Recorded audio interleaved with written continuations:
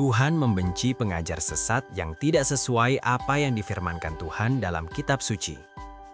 Yesus sendiri berkata, yang tidak memahami kitab suci adalah orang sesat dalam Matius 22 ayat 29. Seorang pengajar Katolik sesat bernama Romo Cafe mengatakan bahwa Maria adalah manusia pertama yang beroleh kasih karunia Allah sebelum Yesus lahir. Ini menunjukkan bahwa ia begitu bodoh dan tidak memahami ayat-ayat dalam kitab suci. Mari kita dengarkan perkataannya. Ayat 30, kata malaikat itu kepadanya, "Jangan takut, hai Maria, sebab engkau beroleh kasih karunia di hadapan Allah." Kita pertentangkan dengan sola gratia. Apa itu sola gratia, Galang? Luther punya.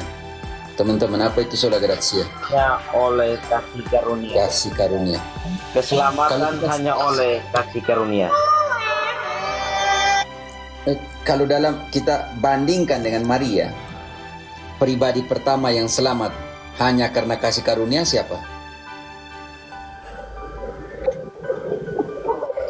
Karena apa kata malaikat? Jangan takut Maria, engkau telah beroleh kasih karunia dari Allah. Berarti bagi Protestan dengan sola gratia kita coba kita pasang sola gratia ke Maria. Berarti pribadi pertama yang sudah selamat siapa? Ya Maria, karena Yesus belum lahir. Logikanya begitu. Kalau sola gratia, malaikat sendiri mengatakan kepada Maria, engkau telah beroleh kasih karunia. Berarti keselamatan hanya karena kasih karunia. Protestan harus terima bahwa yang pertama selamat itu waktu Yesus belum lahir siapa? Maria. Padahal sebelum Maria lahir, ribuan tahun sebelumnya, bahwa sebelum Maria dan Yesus lahir, Nuh juga sudah mendapat kasih karunia Allah. Pengajar Katolik sesat yang bodoh, goblok, dan idiot ini tidak tahu bahwa banyak ayat dalam Alkitab sebelum Yesus lahir sudah mengatakan banyak manusia di Perjanjian Lama yang beroleh kasih karunia dari Tuhan. Jadi bukan Maria yang pertama beroleh kasih karunia Allah. Kejadian 6 ayat 8, tetapi Nuh mendapat kasih karunia di mata Tuhan.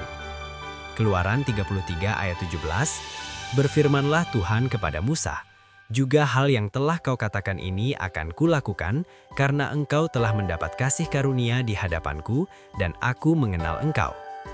Keluaran 33 ayat 19, tetapi firman-Nya, aku akan melewatkan segenap kegemilanganku dari depanmu, dan menyerukan nama Tuhan di depanmu. Aku akan memberi kasih karunia kepada siapa yang kuberi kasih karunia, dan mengasihani siapa yang kukasihani. Keluaran 34 ayat 9, serta berkata, jika aku telah mendapat kasih karunia di hadapanmu ya Tuhan, berjalanlah kiranya Tuhan di tengah-tengah kami, sekalipun bangsa ini suatu bangsa yang tegar tengkuk, tetapi ampunilah kesalahan dan dosa kami. Ambillah kami menjadi milik-Mu. Dan terbukti, Musa mendapat kasih karunia sehingga Tuhan berjalan dalam tiang awan di siang hari dan tiang api di malam hari menuntun bangsa Israel. Artinya, bangsa Israel beroleh kasih karunia Tuhan, bukan hanya Maria, seperti kata pengajar sesat Romo Cafe ini. Bilangan 6 ayat 25, Tuhan menyinari engkau dengan wajah-Nya dan memberi engkau kasih karunia. Yeremia 31 ayat 2, beginilah firman Tuhan, ia mendapat kasih karunia di padang gurun, yaitu bangsa yang terluput dari pedang itu, Israel berjalan mencari istirahat bagi dirinya. Kalau umat sudah punya pengajar sesat seperti Romo Cafe yang tidak paham kitab suci, bahwa Nuh, Musa dan beberapa tokoh juga nabi beroleh kasih karunia di hadapan Allah, maka dipastikan bahwa Romo Cafe adalah penyesat dan mengajarkan ajaran sesat yang tidak berdasarkan kitab suci atau firman Tuhan.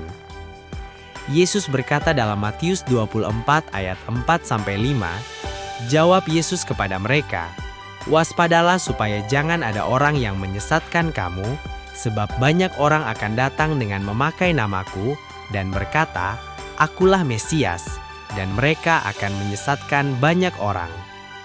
Jadi saudara, wajib waspada supaya jangan disesatkan.